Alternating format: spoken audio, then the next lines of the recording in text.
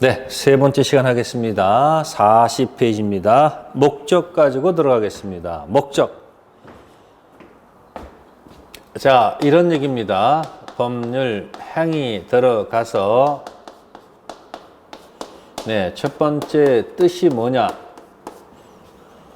자, 그러면 두 번째 종류가 뭐냐 했었고요. 세 번째가 요건을 가지고 얘기하는 거죠. 그래서 요건은 무슨 요건이 있고요. 다른 거 없습니다. 성립한 다음에 유효로 가자 이런 얘기예요. 했었죠? 매매 계약 체결해서 패스, 유효. 그러니까 매매 계약이 성립해서 패스, 유효가 돼서 물건 등기 치는 거지 않습니까? 그러면 성립 요건에 있었던 것이 세 가지 있었죠. 당사자 의사표시 목적이었단 말이에요. 그래서 성립 요건은 요 당사자 의사표시 목적이고 유효 요건 또는 효력 요건이에요. 그래서 당사자가 의사 능력, 행위 능력, 의사표시는 진통 착사, 목적은 뭐다? 확가적다. 그래서 책을 접어가지고 막 흔들었어요. 그죠? 네. 그래서 고장 생기면 유효 요건을 못 갖춘다. 그러면 유효 요건 못 갖추면 무효 아니면 뭐다? 취소다. 그런 얘기예요. 그래서 이 셋 중에서 네. 이 첫 번째 의사 능력 없는 건 이건 무효라고 말씀을 드렸고 행위 능력 없는 대표는 취소. 행위 능력 없는 자다. 미피피라고 얘기했어요. 미성년자, 피한정 후견인, 피성년 후견인. 자, 이런 사람들을 좀 부드럽게 표현한 말이 제한 능력자 이렇게 얘기했었던 거고요. 이번 시간은 이제 목적 가지고 구체적으로 목적 가지고 이야기를 전개하겠다 그런 얘기예요. 목적 끝나면 이제 다시 또 이제 의사표시로 가겠죠. 네, 그러면 이제 목적 가지고 몇 페이지서부터 40페이지서부터 네, 그러면 목적은 뭐 할 수 있어야 돼요? 확가적다. 그러니까 달라가 있다. 그럼 이제 여러분들이 토지를 만약에 갑하고 을하고 토지를 대상으로 만약에 매매 계약을 체결하게 되면 갑하고 을은 약정하고 달라 할 거예요. 이렇게. 그러면 이 매매 계약의 토지는 목적물이다라고 생각하셔야 돼요. 목적물, 물건이고 매매 목적은 네, 서로 달라다 이런 얘기예요. 이 달라를 갖다 멋있게 표현한 말이 갑은 을한테 계약했으니까 대금 달라는 청구권이 발생하고 사는 사람은 돈 줄 테니까 재산권 중에서 소유권을 넘겨달라. 소유권 달라는 청구권이 발생한다 이야기예요. 그러면 이 목적, 당사자들이 갖고 있는 매매 내용이 확정할 수 있어야 되고 가능해야 되고 적법하고 타당성을 갖추라 이렇게 돼 있다는 거예요. 그래서 하나씩 보자 그런 얘기예요. 첫 번째는 확정이란 단어를 가지고 들어갑니다. 확정할 수 있을 것. 첫 번째.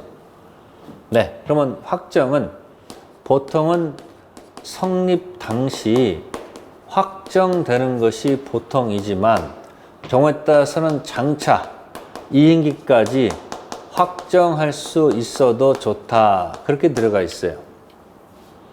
자, 만약에 여러분들이 횟집 가서 만약에 주문을 할 때 주문 당시에 보통 가격이 확정돼 있죠. 얼마라고 확정돼 있죠. 근데 어떤 사람이 갔어요. 기분 좋아서 친구들한테 한턱 내려갔는데 아이고 자연사는 뭐라고 적혀 있어요? 자연사는 시가.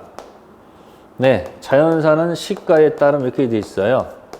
주문하면서 얼마에 물어봤더니 마침 주인이 지금 잠시 어디 나갔다는 거예요. 그러니까 회 쓰는 사람이 회 쓰는 사람은 알바인데요.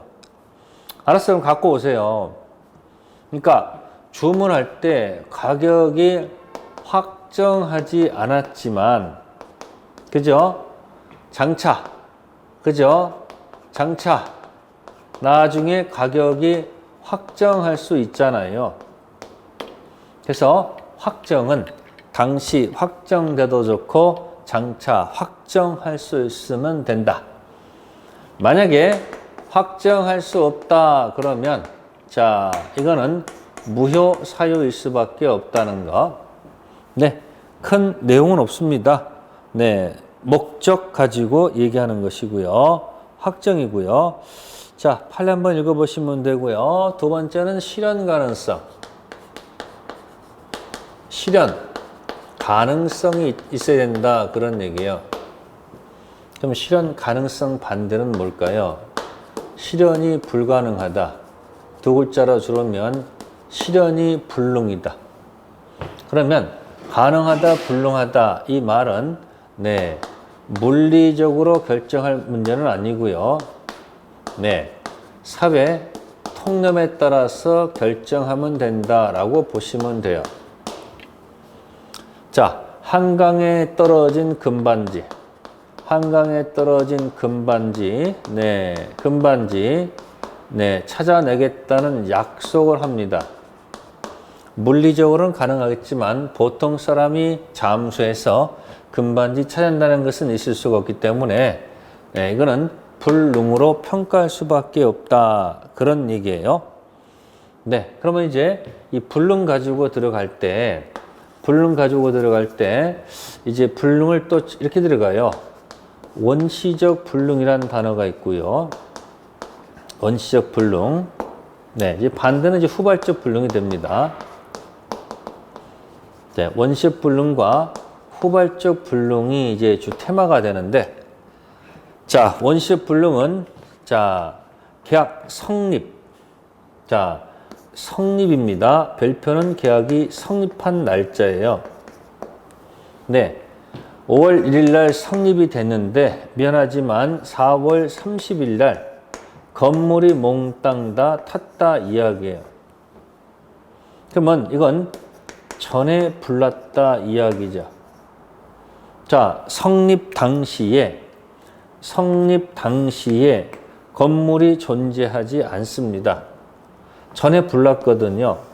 자, 이런 원시적 불능인 같은 경우는 계약은 성립했지만, 네, 이때는 이 계약은, 당사자 간의 이 계약은 무효라고 평가를 한다는 거죠. 무효.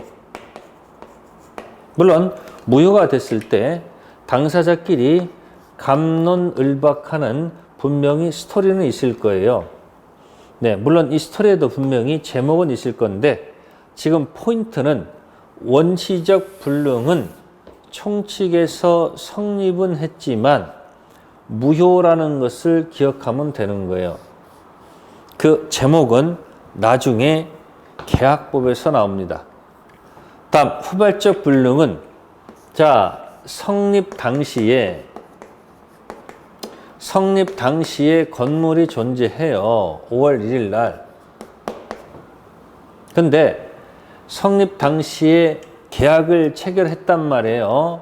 성립 당시에 건물이 있었어요. 그러면 이 계약은 유효한 거예요. 그런데 계약 체결 후에 네, 예를 들어서 5월 17일 날 건물이 만약에 몽땅 탔다 이야기죠. 이건 후에 불났다 이야기예요. 후에 불났다. 자, 후발적 불능. 글자가 맞죠? 후발적 불능은 계약 당시 있었기 때문에 계약 자체는 성립했고 뭐하다? 유효라고 평가하고요. 원시 불능은 성립 당시에 건물이 없고 전에 불났으니까 계약은 무효로 평가받습니다. 네, 총칙은 여기까지 들어가면 돼요. 그리고 좀 깊이 들어가면 원시적 불능에서는 이제 계약법에서 여기 채권 계약법에서 이때는 이와 같은 경우는 이제 제목이 이렇게 나올 거예요. 그러니까 지금 신경 쓰지 마세요. 그냥 계약법 한번 돌게 되면 다시 나올 거예요. 계약 체결상 과실이라는 문제로 갑론을박 해결할 것이고, 후발적 불능은 잘못이 누구한테 있느냐. 그래서 두 가지로 나눠요. 채무자 잘못으로 했을 때는 채무 불이행이다, 아니다. 두 가지 나눠서, 자, 매도년 때 잘못이 있으면 채불 들어가서 이행불능이라는 타이틀을 가지고 전개를 하면 되고요. 채물이 아닐 때는요, 계약법에서 위험부담이라는 타이틀을 가지고 얘기해요. 그러니까 지금 처음 하시는 분들이 여기까지 제목을 기억하려면 머리가 아파요. 어차피 계속 반복 여러분들이 들으셔야 되는 거니까 이 밑부분은 그냥 일단은 지금 패스해도 좋다 이야기예요. 계약법에서 다시 나올 거예요. 지금은 무효, 유효 그것만 기억하세요. 자, 그래서 여기 40페이지, 41페이지 보시면 원시적 불능은 무효고 후발적 불능은 유효. 단 채불 중 이행불능, 채불 아닌 위험부담. 원시적 불능은 계약 체결상 과실은 나중에 계약법에서 뒤에서 나온 거니까 일단 여기선 패스하기로 해요. 지금은 무효, 유효, 취소 이거 공부하는 거예요. 자, 그 다음에 이제 전부 불능과 일부 불능이 있어요. 네, 전부 불능은 네, 어렵지 않을 것이고요. 전체 무효되는 거니까. 자, 전부 불능은 지금 방금 전에 이야기하면 되는 거고요. 네, 일부 불능인 경우죠. 그죠? 네. 자, 일부 불능 같은 경우는 네, 원칙 전부 무효, 특별한 경우에만 나머지가 유효가 됩니다.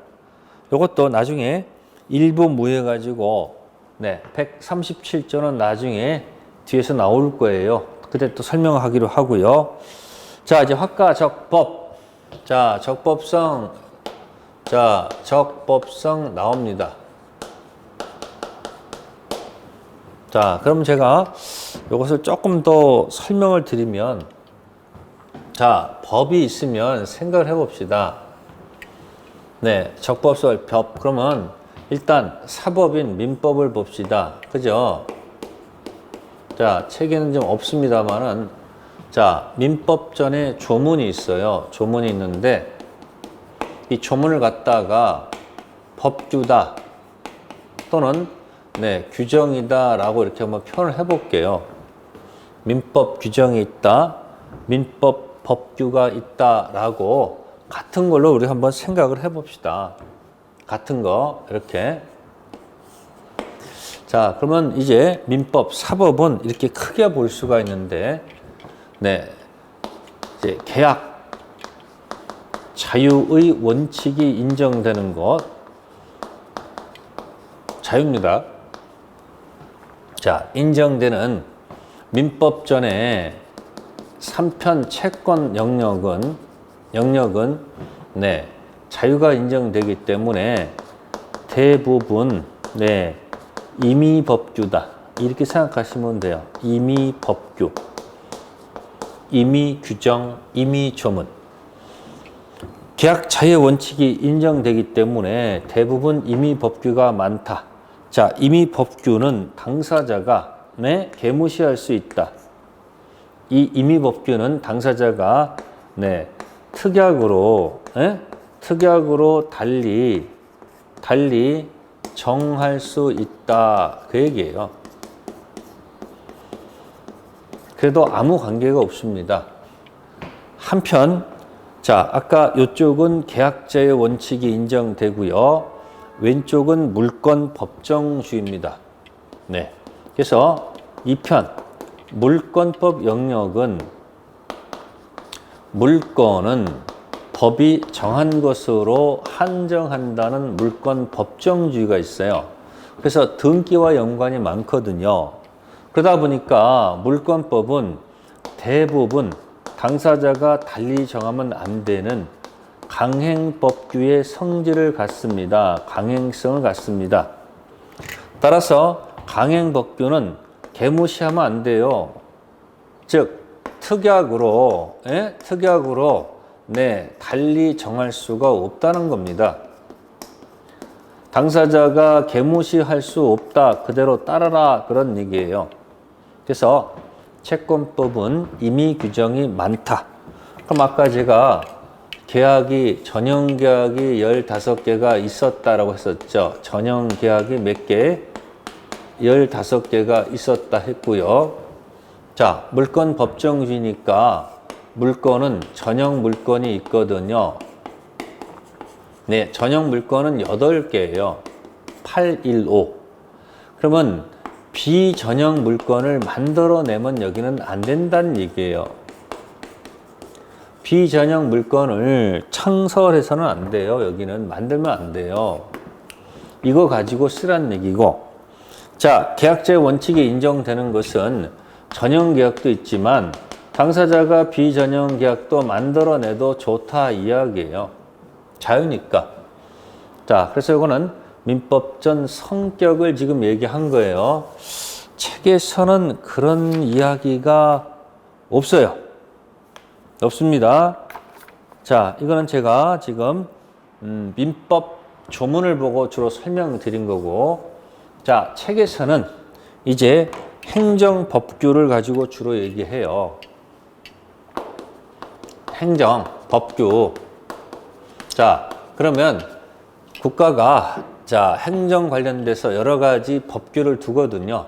그럼 당연히 행정법규는 당사자가 개무시할 수 있는 임의법규는 아니죠.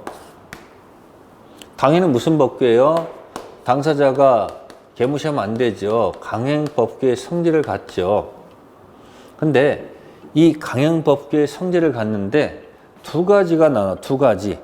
하나가 효력법규, 효력규정으로 가는 경우도 있고, 네, 그냥 단속이 목적인 경우, 단속만 하는 경우, 단속규정, 단속법규. 그러면 이렇습니다. 효력규정을 위반을 했죠? 처벌해요. 이쪽도 단속규정 위반하게 되면 당연히 처벌하죠.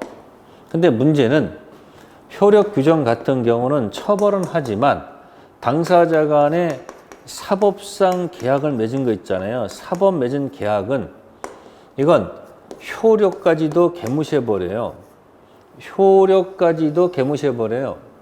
근데 단속규정 위반하면 처벌은 하지만 당사자 간의 사법상 계약은 그대로 유효로 인정해 주겠다. 그런 얘기예요.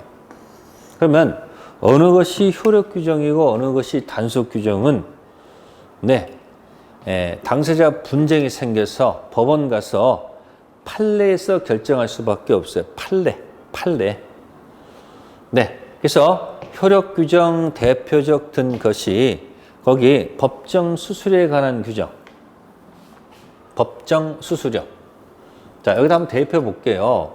자, 중개사법에 있어서 당연히 수수료만 받도록 돼 있을 거예요. 법정수수료.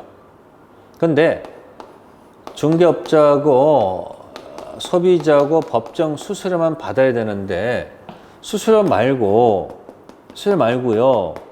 알파를 더 주겠다고 사법상 계약을 이렇게 체결한단 말이에요. 자, 토지를 원하는 가격에 팔아주면 원하는 게 5억입니다.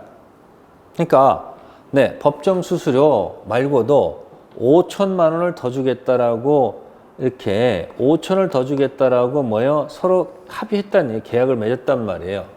그러면 법정 수수료에 관한 규정을 단속 규정으로 보게 되면 중개업자 처벌 받아요. 그러나 사법상 계약은 유효하지요. 그럼 이때 중개업자의 내용을 보게 되면 중개업자는 이때 웃을 수가 있죠. 이쪽이랑 한다면 처벌은 어차피 이쪽 저쪽 받지만 개인과 개인 사이 사법상 계약은 유효한 거니까 처벌은 받아도 5천만 원 받을 권리는 있다 이야기예요. 근데 이것을 효력 규정으로 가게 되면 중개업자는 처벌은 처벌대로 받고요.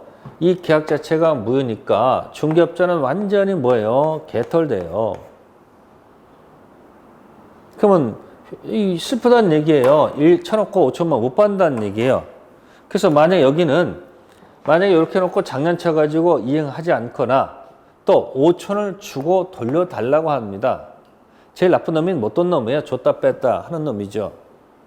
자, 약속대로 5천만 원 줘놓고 도로 달라 그러면 줘야 된다는 얘기예요. 자, 그래서 대법에서는 여기로 가는 거예요. 여기로. 그래서 법정 수수료에 관한 것은 법정 수수료에 관한 중개법의 규정은 효력 규정으로 간다는 것이 판례의 특색이다. 그런 얘기예요. 자, 두 번째, 무허가 음식점에서 음식물 먹는 거예요. 무허가 음식점. 허가 없다는 거죠. 무허가. 자, 무허가 음식점에서 음식물을 판매하죠. 자, 그러면 주인은 이걸 식품위생법을 효력 규정으로 보게 되면 처벌도 하고 이 판매 계약도 무효니까 음식값 낼 필요 없다는 얘기고, 자, 단속 규정으로 보게 되면 처벌을 하더라도 음식값은 내야 된다는 얘기죠. 네, 당연히 그럼 이거는 단속 규정으로 봐야 되겠죠. 네, 그래서 여러분 뭐예요? 무허가, 그죠? 무허가 음식점에서 음식물 판매 행위, 단속 규정 위반된 주인은 처벌받아도 사법상 계약은 유효하므로 밥값은 내야 된다. 그런 얘기고, 또 그 다음에 허가 지역에서 중간 생략 등기하는 경우죠. 자, 갑하고 을하고 매매하고 병하고 이렇게 가는데 이렇게 갔을 때 갑의 등기를 딱 생략하고 등기가 이렇게 딱 가는 경우도 있잖아요. 네, 이걸 중간 생략 등기라고 해요. 무슨 등기요? 네, 중간 생략 등기라고 해요. 그러면 당연히 법에서는 미등기 전매 금지 규정을 둘 거 아니에요. 그러면 미등기 전매 금지 규정을 효력 규정으로 가게 되면 처벌은 처벌대로 받고 이 사법상 계약도 무효가 될 거고, 단속 규정으로 가게 되면 처벌은 하지만 이 계약은 유효로 가는 거죠. 그럼 이거 위반했으면은 국가는 추징하고 세금 다 걷으면 소개 목적을 달성했으니까 이 등기를 다시 달았다 할 필요는 없잖아요. 그래서 이런 중간 생략 등기, 미등기 전매 금지 규정은 단속 규정으로 본다. 그런 얘기예요. 그래서 약할게요. 중간 생략 등기 하는 거 금지 규정은 단속 규정으로 본다. 그런 얘기예요. 그러니까 내용에 따라서 보는 거예요. 또 하나 할까요? 네, 갑은 중개업자입니다. 을은 소비자예요. 물건 팔아달라고 부탁했더니 아이고 중개를 해야 되는데 병하고 중개해가지고 이렇게 계약을 체결토록 해야 될 거 아니에요. 아이고 근데 그냥 중개업자가 내가 사겠소 이렇게 하는 거예요. 내가 사겠소. 매매하겠대. 이거 직거래 하는 거 아니에요. 당연히 직거래 금지 규정이 있을 거예요. 그러면 효력 규정으로 보게 되면 처벌받고 계약도 무효고, 직거래 금지 규정이 단속 규정이면 처벌은 하더라도 계약은 유효해요. 어차피 을이 판 거니까 이때는 단속 규정으로 가요. 그래서 중개업자가 직거래하는 금지 규정은 단속 규정으로 보는 거예요. 그러니까 여기는 판례 영역이에요. 효력 규정인지 단속 규정인지 이런 것들은 여러분들이 자꾸 책 눈도장 찍어서 연습하셔야 돼요. 네, 그래서 42페이지하고 43페이지에 그런 내용들을 적어놨으니까 보시면 돼요. 자, 그 다음에 사회적 타당성 가요. 페이지 43페이지. 네. 43페이지에 4번 타당성이 들어가요. 이 타당성은 103조라고 해요. 그래서 103조는 앞으로 이렇게 부를게요. 선풍기무효다. 네. 선량한 풍속, 기타 사회질서에 위반한 사항을 법령에는 무효로 한다 이렇게 돼 있어요. 근데 이 선풍기무효는 좀 차이가 있는 게 뭐냐면, 자, 이게 이제 구별할 게 뭐냐면, 이 적법성하고 타당성을 구별해야 된다. 이렇게 연습하셔야 돼요. 자, 이 타당성, 선풍기무효, 이건 이제 반사회질서 법률행위가 돼 있죠. 네, 그래서 페이지 넘기시면 사회질서 위반인 법률행위의 모습이 있어요. 선풍기무효 관련된 모습이 판례에서 나타난 것이 거기에 쭉 적혀 있죠. 네, 첫 번째가 일륜. 네, 일륜. 윤리 질서에 위반하는 경우, 반하는 경우, 가장 대표가 첩계약이죠. 혼인신고돼 있는 법률혼이 있는데 첩계약 유지를 조건으로 뭘 주겠다. 그런 경우 문제가 있겠죠. 일단 보자는 얘기죠. 두 번째는 정의관념에 반하는 경우. 정의관념, 정의에 반한다. 자, 거기 보시면은 여러 가지 있죠. 뭐, 밀수변 소비대차 출자 행위, 뭐, 범죄 포기 대가로 금전을 주는 행위, 또, 사실 증언은 좋은데, 네, 수익 일정 용인되는 수준을 초과하는 경우. 네, 거기는 그런 것도 있습니다만은, 여긴 사실은 여기에 들어가는 게 좋아요. 정의관념인 것. 사실은 여기에 들어가면 좋아. 적극 가담 이중매매. 정의에 반하는 경우 요거를 기억하면 좋을 거예요. 좀 더 나올 거예요. 자, 그 다음에 개인의 자유를, 네, 개인의 자유를 갖다가 억압하는 경우. 네, 거기 보시면은 절대 혼인하지 않겠다. 절대 이혼하지 않겠다. 이거 도대체 이런 걸 왜 써줘요? 절대 혼인하지 않겠다. 각서. 절대 이혼하지 않겠다. 네, 이건 개인을 구속하기 때문에 안 됩니다. 그 다음에 생존의 기초가 되는 것을 처분하는 경우. 네. 생존의 기초가 되는 것을, 이거 처분하는 것은 문제가 있죠. 그래서 장래 취득하게 재산을 몽땅 넘기겠다. 사찰에 있어서 꼭 필요한 토지 있죠. 임야를 증여하는 행위. 이런 것들은 사회질서에 반한다, 선풍기무효다라고 할 수 있다. 네, 다섯 번째는 사행성이 심한 경우가 되어 있네요. 사행성. 네, 사행성은 다른 게 아니고요. 네, 도박 관계가 되겠습니다. 기본적으로. 네, 그리고 45페이지 보시면, 네, 45페이지 보시면, 네, 이중매매 관련된 이야기가 나와요. 이것도 정의관념에 반하는 거. 자, 이건 사례입니다. 사례. 네, 이것도 사례도 여러분들이 연습을 해둘 필요가 있어요. 지금 당장은 힘들더라도 연습을 해야 되기 때문에 계속 반복해서 볼 거고요. 설명드릴 거예요. 네. 그 다음에 여섯 번째 가면 동기의 불법이라는 단어가 나와요. 동기가 사회질서에 반한다. 자, 그러면 마음속으로 도박장 경영해야지, 도박장 만들기 위해서 임대차 했다 한다면, 그러면 갑은 그런 생각을 가졌지만 을은 모르잖아요. 이 동기를 뭐 하지 않으면, 표시하지 않으면 을을 보아야 되겠죠. 그래서 마음속에 있는 것을 표시하지 않고 도박장 경에서 임대차 한다면 임대차는 유효로 봐야 되죠. 근데 마음속에 있는 것을 바깥으로 표시합니다. 계약하면서 내가 도박장 하려고 임대차 하는 겁니다 라고 표시했다면 이 임대차는 무효일 수밖에 없죠. 그래서 동기를 표시하지 않았으면 문제가 생깁니다. 그죠? 표시하지 않으면 유효, 표시했으면 무효.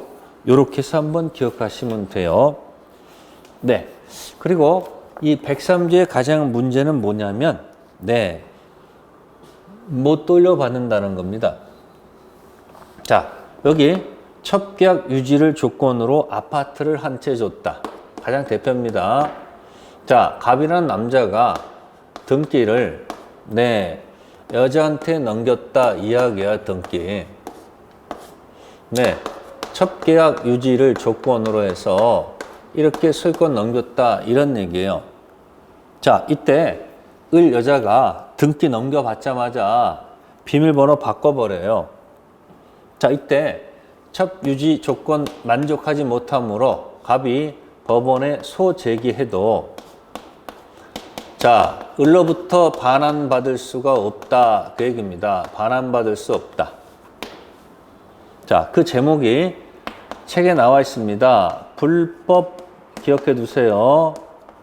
원인급여로 평가받기 때문에 그렇습니다. 그래서 반환받을 수 없다 이코로 불법 원인급여이다. 책자 47페이지 나와 있으니까 기억해 두세요. 그래서 선풍기 무효가 되면 네, 불법 원인급여이다 이 말하고 한 세트로 논다는 거. 선풍기 무효, 타당성 무효는 불법 원인급여이다 이렇게 가는 겁니다. 그래서 타당성, 불법 원인급여 이쪽에 들어가지 않으면 이쪽 영역은 전부 다 불법 원인급여가 아닙니다.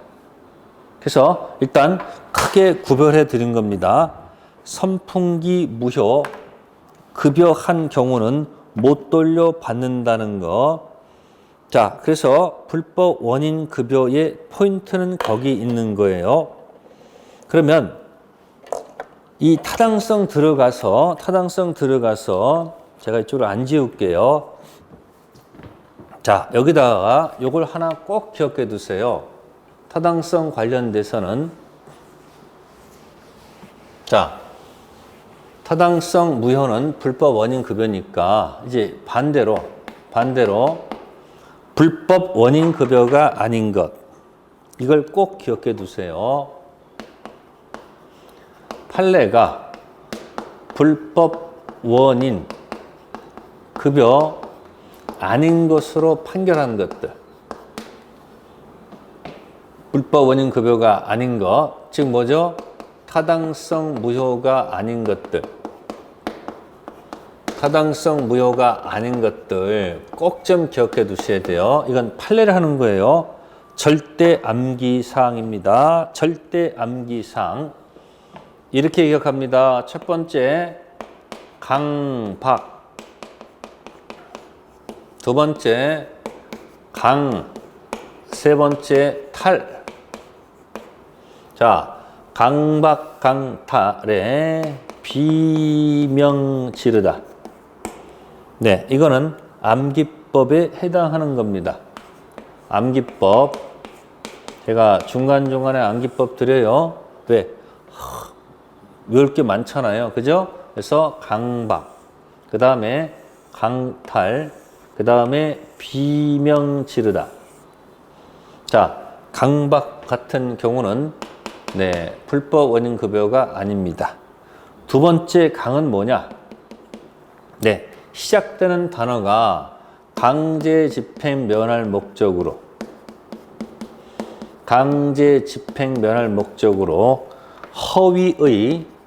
허위의 네, 근저당을 설정하는 경우. 네, 강제 집행 이런 단어가 나오면 불법 원인 급여가 아닙니다. 타당성 무효가 아닙니다. 이 말은 결국 네, 반환받을 수 있다. 같은 거예요. 부당 이득으로 네, 돌려 반환받을 수 있다라는 말하고 똑같은 거예요. 세 번째는 탈입니다. 탈이 직접 나온 건 없고요. 탈은 사실은 탈세를 얘기해요. 탈세. 세금을 빼먹는 경우 있죠. 이게 나오는 것이 가장 대표가 양도소득세 회피를 목적으로 가끔 다운계약서 쓰는 경우도 있죠. 그래도 불법 원인급여는 아니에요. 그러니까 돌려받을 수 있다는 얘기예요. 타당성 무효가 아닙니다. 여기는 시험에 절대적으로 반드시 기억해야 돼요. 네, 판례가 여러 가지 많은데 이것저것 다 기억하려다가 죽도 밥도 안 됩니다. 그냥 계속 얘기했어요. 강박강탈. B는 뭐냐 봤더니 비자금 은닉. 비자금 숨기기 위해서 은닉. 소극적 은닉하기 위해서 임치한 경우나 비극 비자금. 비자금 소극적. 비자금 어쩌고 저쩌고 소극적 은닉하기 위해서 임치했다 이런 판례가 나오면 불법 원인급여 이다가 아니고 아닌가. 이건 돌려받을 수 있다는 거고요. 이게 명의 신탁에 의해서 소유권 넘겨주는 경우입니다. 명의 신탁에 따라서 소유권을 이전해 주는 경우도 불법 원인급여는 아닙니다. 그리고 이 명의 신탁 관련된 무효는 맞아요. 이 무효는 여기 효력 규정으로 가서 봐야 돼요. 어쨌든 요걸 자꾸 머릿속에 기억하세요. 강박강탈, 비명지르다. 강박강탈의 비명지르다. 자, 하나씩 확인해 봅시다. 자, 책자 한번 볼게요. 강박이 어디 나왔을까 찾아보니까 찾아가는 거예요. 44쪽에 나와 있네요.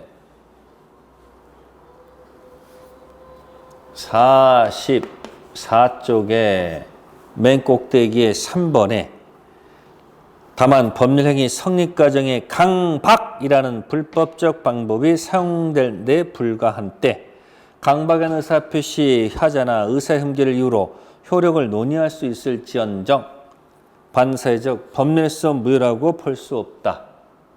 그러면 이거는 취소 문제이기 때문에 이쪽 영역은 아니다 그런 얘기고요. 자, 강제집행이 어디 있는가 가볼까요? 강제집행. 어디 있냐면은요. 페이지 48페이지 가보세요. 48페이지 판례 보시면은 5번에 나와 있네요. 5번. 48페이지 판례 5번 동그라미 5번 강제집행을 면할 목적으로 부동산의 허위 건양권 설정하는 경우 강자 나오죠? 그 다음에 8번 있네요. 8번 탈세. 탈세 거기 나왔네요. 양도소득세 회피할 목적으로 다운계약서 쓰는 경우가 있죠. 낮은 금액. 자, 비자금 어디 나왔을까요? 비자금. 6번에 나와 있네. 6번. 반사회적 행위에 의해 조성된 비자금을 소극적 은닉하기 위해서 임치한 경우. 그러면 48페이지에 5번, 8번, 6번이 나왔고요. 명은 어디 있는가? 명. 여기저기 숨어 있어요. 보물찾기 하는 거예요. 47페이지. 3번에 2번에 니은에 있네요. 3번에 2번에 니은에 있네요. 강제집행, 이것도 강제집행 나왔죠. 면할 목적으로 부동산 소유자 명의를 신탁하는 것. 명의 신탁하는 것, 소유권 이전하는 것은 무슨 급여는 아니다. 불법 원인 급여는 아니다. 그런 얘기예요. 그러니까 돌려받을 수 있다. 그러면 여러분들 그 책자에 있는 판례를 다 암기할 수는 없잖아요. 그러니까 일단 불법 원인 급여가 아닌 것, 강박, 강탈의 비명 지르다. 이렇게 해서 딱 정리를 하면 딱 좋을 것 같네요. 그래서 오늘은 타당성 여기까지 할 거예요. 자, 뒤에는 불공정 법률행위도 있어요. 자, 뒷부분은 다음 시간에 적법성과 타당성 비교하면서 자, 의사표시로 넘어갈 거예요. 그러니까 여러분들이 오늘 공부한 것은 보세요. 매매해서 자, 능능. 자, 자, 진통착사 확가적타. 자, 지금 마지막 시라는 것은 달라의 확가적타 얘기한 거예요. 그리고 끝에 불법 원인 급여가 아닌 것 돌려받을 수 있습니다. 그게 바로 뭐다? 강박, 강탈, 비명 지르다. 자, 이것을 꼭 좀 기억해 두세요. 네, 오늘 첫날인데 너무 많이 나가면 여러분들 힘들 것 같으니까 자, 오늘은 일단 여기까지 하겠습니다. 자, 고생하셨어요. 자, 지금은 3교시입니다만은 이제 경우에 따라서는 4시간 할 수도 있으니까 여러분들이 첫날이니까 이 정도 워밍 하겠습니다. 네, 다음 주에 뵙겠습니다. 감사합니다.